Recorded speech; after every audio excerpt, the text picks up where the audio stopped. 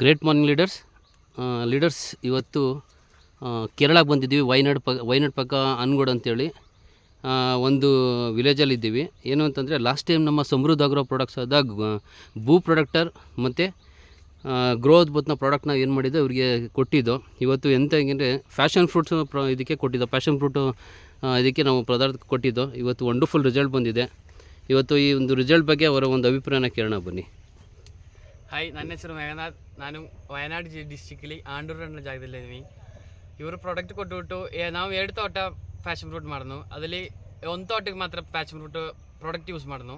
ಹಾಗೆ 2 ತೋಟದಲ್ಲಿ ಒಳ್ಳೆ ಡಿಫ್ರೆನ್ಸ್ ಅದ. ಪ್ರಾಡಕ್ಟ್ ಯೂಸ್ ಮಾಡಿದ್ದು ಜಾಗದಲ್ಲಿ ಇರೋದಲ್ಲಿ ಕಲರ್ ಚೇಂಜ್ ಆಗದ, ಮತ್ತು ತೂಕ ಅದ, ದಪ್ಪ ಅದ.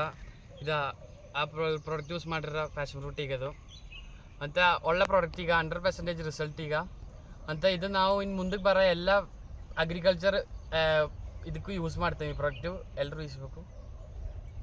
Thank you.